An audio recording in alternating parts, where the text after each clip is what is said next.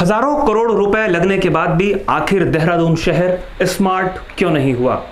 क्यों बारिश में शहर जलमग्न हो जाता है और इसके लिए जिम्मेदार कौन है?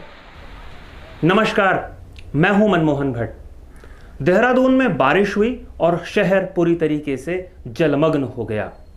देहरादून के जलमग्न होने की कहानी कोई नई नहीं है। यहाँ पर दशकों से यही हालात बने हुए हैं और पिछले 20 वर्षों में इस तरीके के हालात कुछ ज़्यादा हो गए हैं। हर बार जुलाई अगस्त के महीने में मॉनसूनी बारिश जब होती है तो शहर पूरी तरीके से जलमग्न हो जाता है।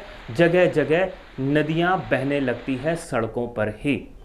इन परेशानियों, इन दुश्वारियों को देखते हुए शहर को स्मार्ट बनाने की कवायद शुरू की गई थी, लेकिन शहर अब तक स्मार्ट नहीं बना है। शहर में जगह जगह खुदाई हुई, शहर में जगह जगह काम हुए, लेकिन ऐसे कौन से काम हुए जिससे इस शहर की खूबसूरती बढ़ी है, ये शहर स्मार्ट हुआ है? इसकी जानकारी शायद सरकार और नगर निगम देहरादून को भी नहीं है। यही वजह है कि जब जब बारिश हो रही है तब तब शहर की कलई खुल जाती है और बारिश का पानी सड़कों पर नदी की तरह बहता हुआ दिखाई देता है। सैकड़ों हजारों लोगों की जान इस बारिश के मौसम में फंसी रहती है और एसडीआरएफ जैसी जो इकाई है राज्य सरकार की, उसको मदद के लिए आगे आना होता है।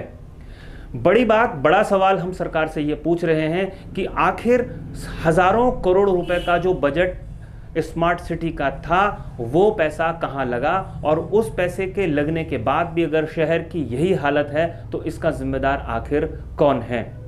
क्यों शहर में पानी की निकासी के लिए जो नालियां बनाई गई उनकी व्यवस्था ठीक से नहीं की गई है, और क्या इसके लिए उन अधिकारियों पर राज्य सरकार कोई कार्रवाई करेगी जो वास्तव में जिम्मेदार हैं?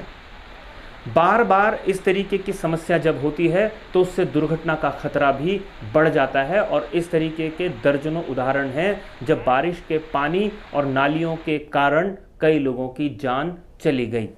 जगह जगह खुदाई हुई, उनका भरान हुआ, लेकिन जो पानी की निकासी की व्यवस्था थी वो शायद स्मार्ट सिटी देहरादून का प्रशासन नहीं कर पाया है।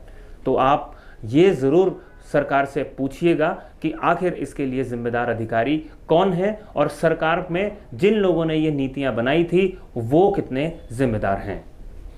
उम्मीद की जानी चाहिए कि जब अगले साल बारिश होगी तब तक ये शहर स्मार्ट बन जाएगा। तब तक हम सबको इंतज़ार करना होगा। इस साल तो ये शहर स्मार्ट बनता हुआ दिखाई नहीं दिया है।